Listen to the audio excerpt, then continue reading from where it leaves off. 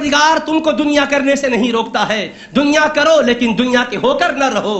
جتنے گھنٹے کے لیے کسب اور کاروبار کی ضرورت ہے، معیشت و تجارت کی ضرورت ہے، ملازمت اور نوکری کی ضرورت ہے، اتنے گھنٹے نوکری کرو، لیکن دل ہر وقت نوکری کی جستجو میں نہ رہے، داؤ پیچ میں نہ رہے، کس طرح سے کس کو پھنساؤں، کس طرح سے کس کو گھما کر دولت کماؤں، اس کی دھن میں نہ رہو۔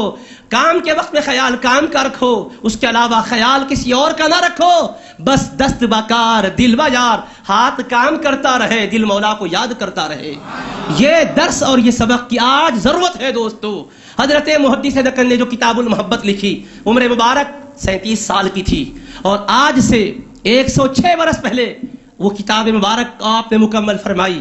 عزیزان محترم، آج اس کتاب کی ضرورت ہر ایک کو ہے، ہر عام و خاص کو ہے، ہر نوجوان اور بزرگ کو ہے، ہر خرد و کلاں کو ہے، ہر بچے اور بچیوں کو ہے، خاص طور پر کالجز میں مر مٹنے والے جو آج اپنی عزت و عصمت کو داغدار کیے ہوئے ہیں، ان کو زیادہ ضرورت ہے۔ اس ضرورت کو محسوس کرتے ہوئے ابوالحسنات اسلامک ریسرچ سینٹر کے زیر اہتمام اس کے انگریزی ترجمے کا نظم کیا گیا، اور حضرت محدث دکن قبلہ رحمۃ اللہ تعالی علیہ کے خاص فیض یافتہ مولانا عبدالغفار مدنی رحمہ اللہ جو 40-42 سال مدینہ منورہ ہی میں رہے، رب ذوالجلال نے کرم کیا، وہی ان کی وفات ہوئی، جنت البقیع کے وہ دفین ہوئے، تو اللہ تبارک و تعالیٰ نے ان کے صاحبزادے چھوٹے حافظ محمد عبد الرحمن جو کہ انٹر فرسٹ ایئر میں ہے، ان کو سعادت بخشی۔ اس عزیز نے اس کا ترجمہ انگریزی زبان میں کیا، اور ہمارے استاد محترم علامہ ڈاکٹر حافظ سید شاہ بدیع الدین صابری صاحب، چیئرمین بورڈ آف اسٹڈیز، صدر شعبہ عربی عثمانیہ یونیورسٹی نے حرفاً اس کو پڑھا، اور مناسب مقام پر آپ نے تصحیح فرمائی۔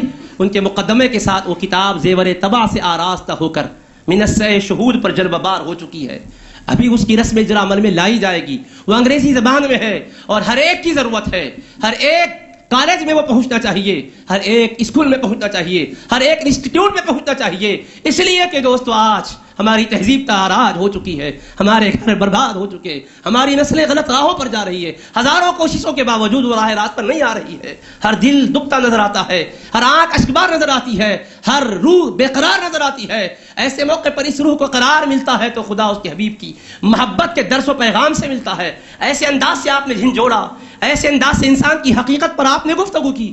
اے اترانے والے انسان، در اپنی اصل پر نگاہ تو دوڑا تو ہے کیا؟ تیری حقیقت کیا ہے؟ سب سے زیادہ ذلیل عنصر جو خاک ہے اس سے تو پیدا کیا گیا، ایک نجس قطرے سے تو پیدا کیا گیا، وہ خون کا لوتھڑا بنا، وہ خون منجمد خون بنا، پھر گوشت کا لوتھڑا بنا، پھر اس کے بعد مختلف مرحلوں سے گزرتا رہا، پھر دنیا سے تو جب دنیا میں آیا، ماں کی گود میں آیا تو تیرا حال کیا تھا؟ تیرے وجود پر نظر دوڑا تو ہے کیا؟ ناک میں ریٹ ہے، منہ میں تھوک ہے، اور پیٹ کے اندر غلاظت ہے، اور چمڑے کے اندر اگر تھوڑا سا سوئی بھی چپ جاتی ہے تو خون نکلتا ہے، اور خون نجس و ناپاک ہے، یوں لگتا ہے کہ نجاست پر چمڑا مر دیا گیا ہے۔ اب کس پر تو اترا رہا ہے؟ اور اپنی بے بسی کا اندازہ کر، کبھی بھی وہ بیمار بھی ہو سکتا ہے، کبھی اندھا اور بہرا بھی ہو سکتا ہے، گونگا بھی ہو سکتا ہے، اپاہج بھی ہو سکتا ہے، کچھ بھی چیز پیش آ سکتی ہے۔ اور حافظ ایک عالم یہ ہے، بس اوقات بہت دیر تک سوچتا ہے، چیزیں یاد نہیں آتی، بعض چیزوں کو بھلانا چاہتا ہے، ذہن سے نکلتی نہیں۔ اپنی اس بے بسی کے باوجود بتا، تجھے تکبر کرنا جائز ہے کیا اترانا جائز ہے؟ یوں حقیقت انسانی پر آپ نے بحث کی ہے۔ پھر یہ تو اپنی درمیانی حالت ہے، ابتدا بھی بے بسی، درمیانی بھی بے بسی، پھر ایک وقت آئے گا جب ملک الموت تشریف لائیں گے، روح قبض کریں گے، کوئی اختیار نہیں ہوگا۔ پھر جب قبر میں ڈالا جائے گا، ایک دن نہیں گزرے گا، قبر سے بدبو آنے لگے گی، جسم سڑے گا، اور کیڑوں کا وہ مقام بنے گا۔ پھر اس کے بعد مٹی بن کر ختم نہیں کر دیا جائے گا، پھر اگر ختم کر دیا جاتا تو پھر بھی تھا، چلو جو بھی ہوا سڑ گل کے ختم ہو گیا۔ پھر اٹھایا جائے گا اسی خاک سے، پھر محشر میں کھڑا کیا جائے گا، میزان عدل قائم کی جائے گی۔ وَأَمَّا مَنْ خَافَ مَقَامَ رَبِّهِ وَنَهَى النَّفْسَ عَنِ الْهَوَىٰ، جو رب کے حضور کھڑے رہنے سے ڈرتا رہا، خواہش نفس کو روکتا رہا، فَإِنَّ الْجَنَّةَ هِيَ الْمَأْوَىٰ، جنت اس کا ٹھکانہ ہوگا۔ اور فرمایا وَلِمَنْ خَافَ مَقَامَ رَبِّهِ جَنَّتَانِ، اپنے رب کے حضور کھڑے رہنے سے جو ڈرتا رہا، ایک نہیں دو جنتیں اس کو عطا کی جائے گی۔ نصیحتیں کی حضرت نے، پھر اس کے بعد اللہ کے حضور کھڑا کیا جائے گا، اللہ فرمائے گا وَقِفُوهُمْ إِنَّهُمْ مَسْئُولُونَ، میرے فرشتوں ان کو بڑھنے نہ دو، روک دو، اس لیے کہ سوالات ان سے ہوں گے۔ اللہ پاک سوالات ان سے کرے گا، فرمائے گا بتا تو نے یہ کیوں کھایا، بتا تو نے یہ کیوں پیا، بتا تو یہاں کیوں بیٹھا, بتا وہاں کیوں گیا, بتا یہ کیوں کہا. ہر چیز کا حساب ہوگا, ہر چیز کا حساب ہوگا. بندہ سمجھ رہا ہوگا شاید کہ یہاں چیپٹر کلوز کر دیا جاتا ہے, جانوروں کے لیے کلوز کر دیا جائے گا, مگر اس کے بعد فریق فی الجنت و فریق فی السعیر, کامیابوں کے لیے جنت ہے اور ناکاموں کے لیے دوزخ ہے. اپنے انجام کی فکر کی جائے. حضرت نے ایسی پیاری پیاری نصیحتیں کی ہے, اور ظاہری حسن پر مر مٹنے والے, دولت پر مر مٹنے والے, عمل کا غرور کرنے والے, علم پر غرہ اور بھرہ کرنے والوں کو للکارا اور فرمایا کہ یہ کیا بات ہے, کس علم کو تم نے سیکھا ہے جو تکبر آ گیا, جو سامنے والوں کو ذلیل سمجھ رہے ہو, کچھ عبادت کرتے ہو تو دوسروں کو حقیر سمجھتے ہو, کس وجہ سے اپنی وجاہت پر ناز کر کے غیروں کا دل دکھاتے ہو. سوچو اپنی حقیقت کیا ہے. اے انسان پہچان تو اپنے آپ کو, اپنے رب کا عرفان حاصل کر. اس دنیا میں رب نے پاک دل دے کر بھیجا, اور دل کی عظمت کو سمجھو. دل وہ ربانی صندوقچہ ہے جس میں عرفان کے موتی رہتے ہیں, اور اللہ ایک بار نہیں دن میں 360 بار نظر رحمت فرماتا ہے.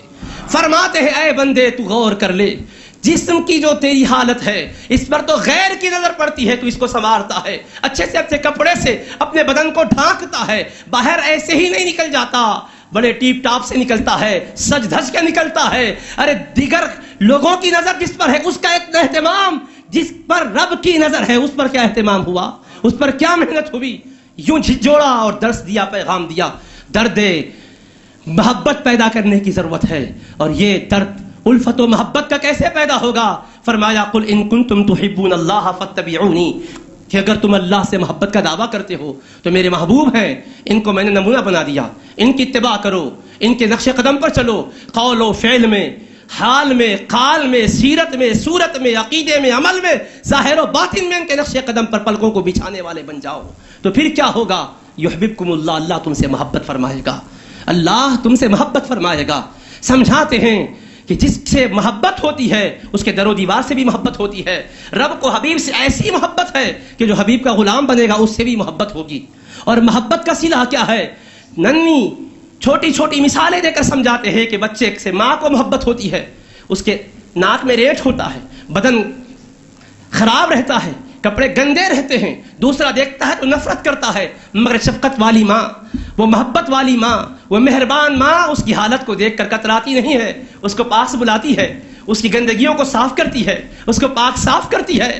یہ محبت کا ثمرہ ہے. سیدی ابو الحسنات فرماتے ہیں تم حبیب کے غلام بن جاؤ تو رب کو ایسی محبت ہوگی کہ تم کو اتنا چاہے گا کہ جیسے ماں ریت کو صاف کرتی ہے, گندگیوں کو صاف کرتی ہے, وَيَغْفِرْ لَكُمْ ذُنُوبَكُمْ, تمہارے گناہوں کی گندگیوں کو دور کرے گا, نجاستوں کا خاتمہ کرے گا, پاک صاف کر دے گا.